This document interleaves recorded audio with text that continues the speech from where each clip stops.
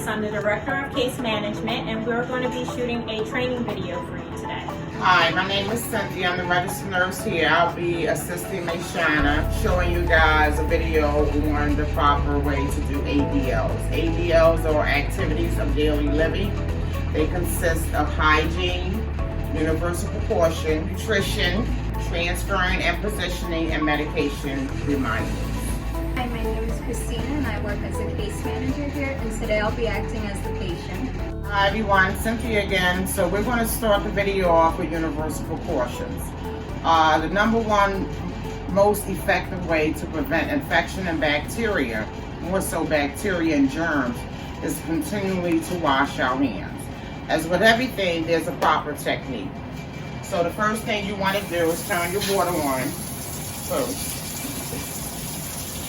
You want to grab a little soap, okay? You want to give it a good lather, make sure it lathers up. You want to go in between the fingers, back and forth, all the way up to your wrist, okay? And then you just wash them back and forth. It normally says 24 seconds, so that's like counting your ABCs, okay? You go in between your fingers, all the way up. And you try to have your paper towels ready because you don't want to touch too many paper towels or too much things to get anything contaminated, okay? So after your hands are washed, you don't want to do a whole lot of shaking. Just lightly with your paper towel and you dry your hands. After your hands are dry, you take another paper towel and you turn the water off with this one. Okay?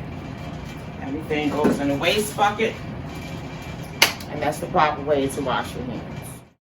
To prevent the spread of bacteria and germs, the best thing we could do is use gloves.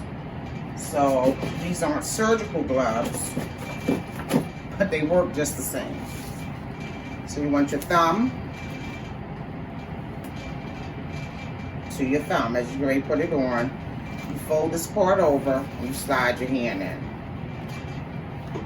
Just like that. The other one, the thumb to the thumb, you make a cuff. You put your hands in and you bring it up. Another thing we could use for our universal precautions, we want to cover ourselves, especially if the patient is bedridden, if you're changing the patient diaper or what have you, you want to always have yourself protected. Okay, there's a proper way to take the gloves off too. First thing you do, go under it as a cuff, pull it down. So basically it's inside out. With that inside out, take the other glove, pull it down, and they kind of go intertwine with each other.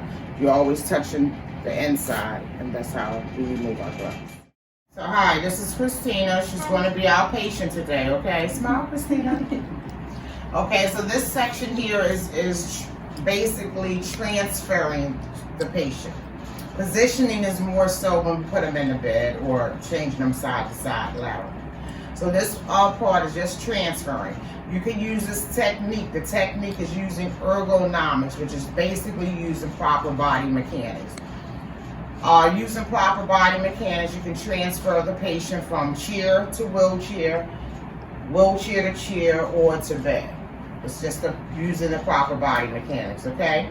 Any medical device or anything that has a lock, we always want to make sure it's locked. So the first thing we're going to do is position the wheelchair towards the chair, and I kind of do it sort of catapulted.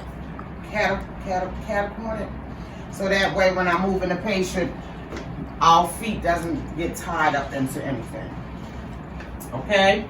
So we're going to lock the chair, lock the wheelchair. Very important.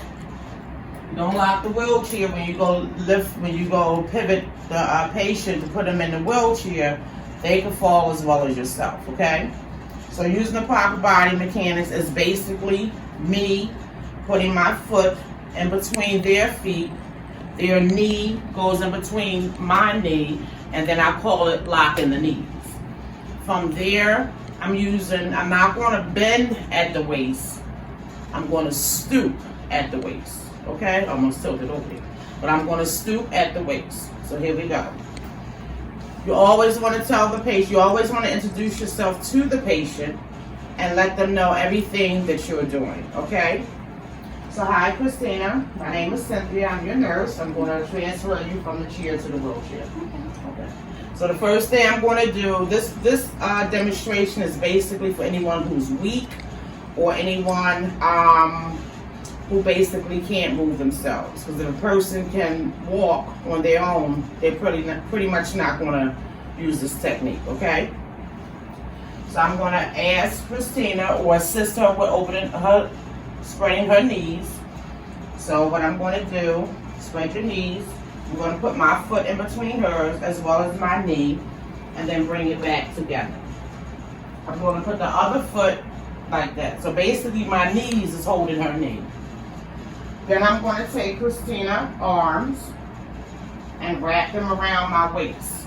You do not want your patient to lock her fingers around your waist, and you can feel it from here because you want to have control of the situation, okay? So the hands go here. So on Christina, on the count of 3, we count to 3 because that simultaneously lets both of us know on 3 we're moving the patient, and she'll be ready as well. So on the count of 3, put my arms around her back on the count of 3. 1, 2, 3. And it's like a scoop machine. You're just scooping her up. From there, I'm going to pivot. I'm going to take you to the chair, okay? So we go 1, 2, and then can you feel the chair? Yes. And then you have a seat. What you probably wasn't able to see with the knees, when my foot is in between her foot, I'm gliding her as we're walking, okay? So now we're going to go back from wheelchair to chair. So Christina, I'm going to move you from the wheelchair to the chair, okay? Knees, I'm going to lock the knees. I'm going to put your arms around me. On the count of 3, I'm going to stand you up, okay? 1, 2, 3. And then I'm going to glide your foot, glide your foot, glide your foot. Can you feel the chair? And that's the proper way of doing transfer. Just did transferring. Now we're doing position. It's still a transfer because we're going to transfer Christina from the wheelchair to the bed. Once I get her in the bed, I'm going to position her. If you have a patient who's bedridden, you want to change their position every 2 hours. The reason you're changing the position every 2 hours because it prevents decubitus ulcers, which in layman terms are bed sores, okay? All right. So, I'm going to unlock Christina. I'm going to roll you to the bed and I'm going to get you ready for bed, okay? Yes. So I want to kind of put her on an angle. I don't want her feet to go under the bed because if her feet goes under the bed when I'm ready to position her, she can fall as well as myself.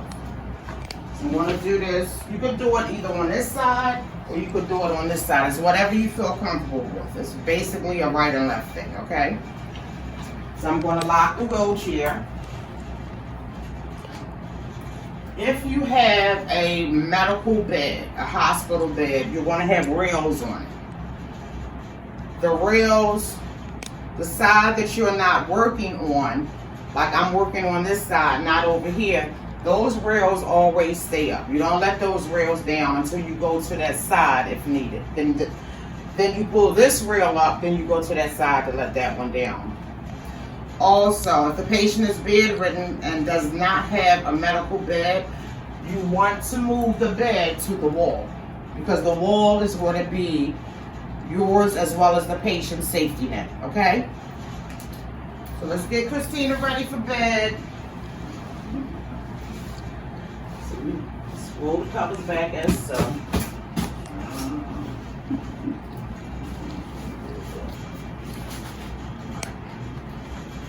Once again, we're back to our ergonomics, using proper body mechanics.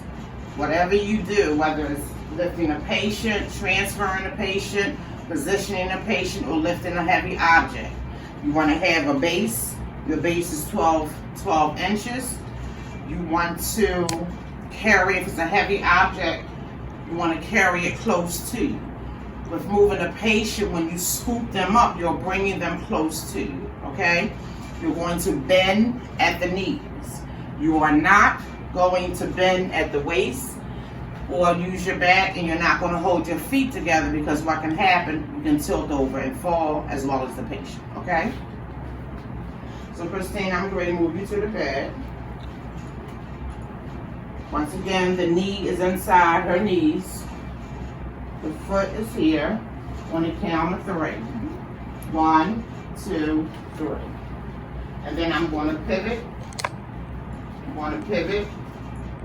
And I'm going to pivot. And I'm going to move her back and ask her, can she feel? Can you feel the bed? Mm-hmm. I'm going to sit her down. Okay?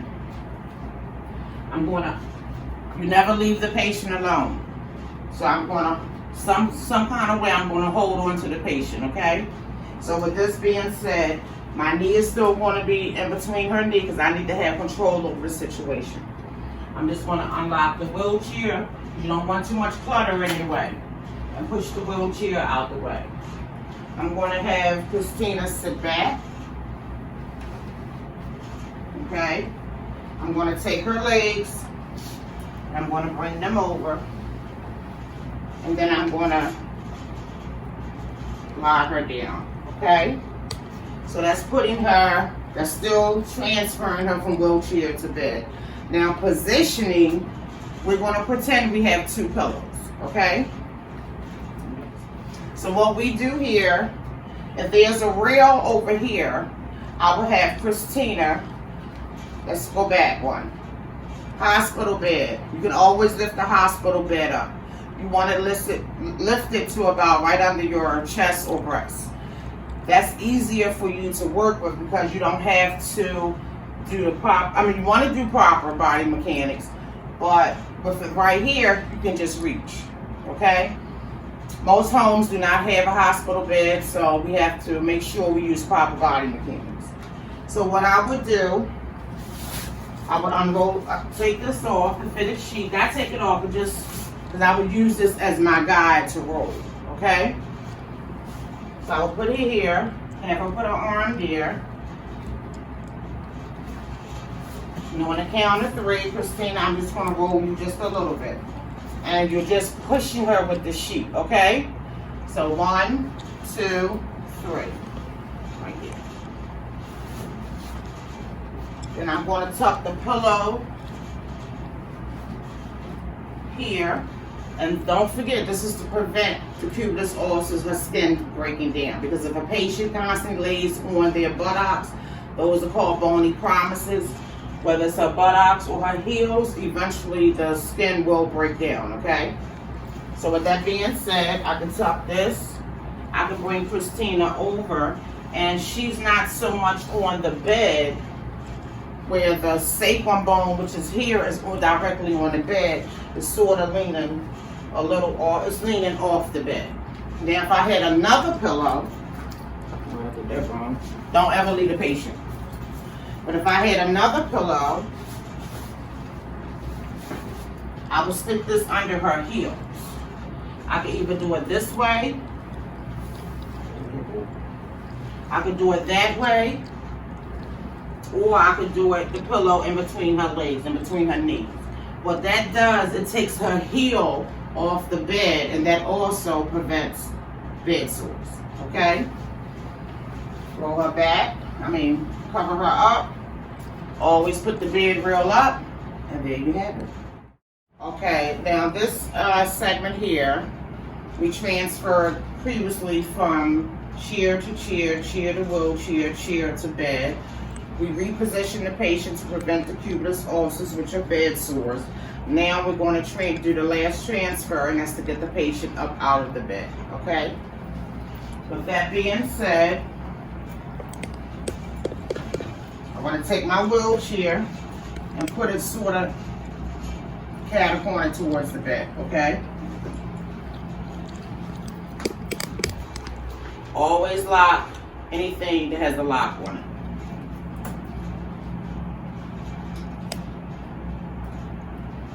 So, once again, I'm going to let my patient know what I'm going to do. So, Christina, I'm going to get you up and put you in the wheelchair, okay? All right. So, she has been repositioned several times throughout the day, and it's repositioned every 2 hours. Now she's about to get up, okay? So I'm going to remove all her devices, which is her pillows.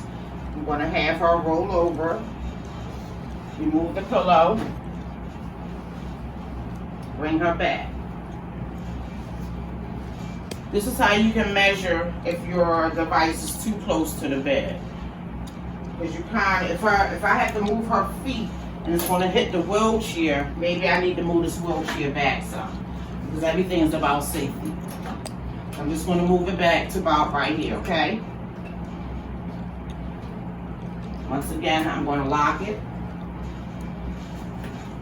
I'm going to bring Christina's legs down first, and all I'm doing is gliding her legs, and then I'm going to help her up by grabbing under her shoulders and her head.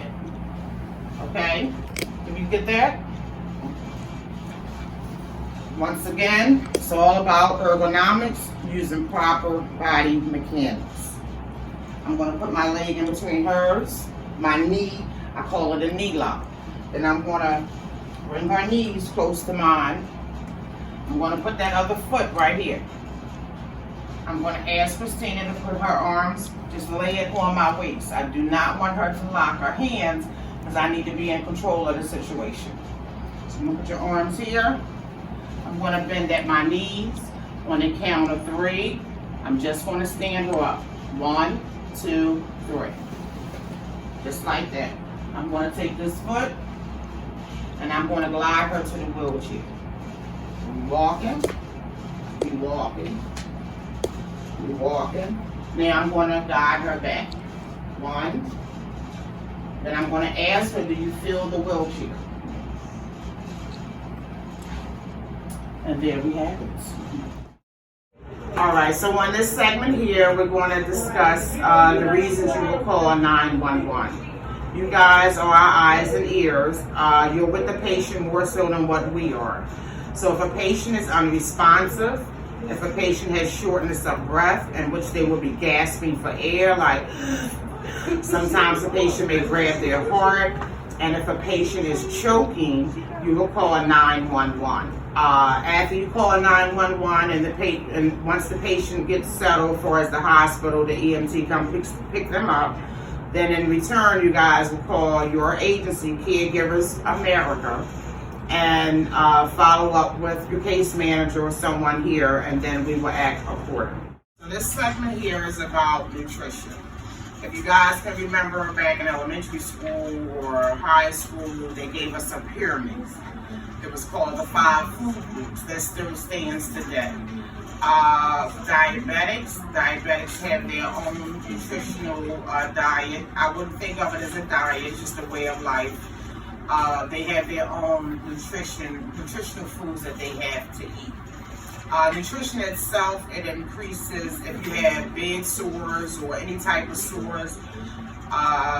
Eating from the 5 food groups can also help with any type of sores or bed sores that a patient may have. Also, eating from the 5 food groups can increase your intellect, far as protein feeds the brain. So therefore, if a patient is suffering from dementia or something, you want to just make sure that we all are eating from the 5 basic food groups. Another thing I want to go over is medication reminder. Direct care workers, as you should know, you are not to give the patient medication. You're just supposed to do medication reminders. Segment here, we're going to talk about what's prevalent to everyone, and that's the coronavirus. I'm just going to make it real quick, and with the coronavirus, you do want to use what was mentioned earlier in the video of universal precautions. You want to wash your hands. You want to wash your hands before taking care of a patient, before putting your gloves on. You want to wash your hands after you take care of a patient. You want to wash your hands touching objects as the chair, the bed, etc., etc. You also want to wear your mask. There is a proper way to wear the mask. You want to put the mask on. You want to pull it up over your nose. You don't want to wear your mask under your nose because airborne means it's suspended in the air and you can breathe it through your nose. So you want to wear your mask over your nose and pull it down on your chest. Even when you go out in public, you want to have your mask on. You want to also have gloves that when you touch door handles or you're using a Mac machine, you can have gloves on. Anything that someone that basically will repeatedly use, you want to wear your universal precautions. So I hope all of you stay blessed and please be safe.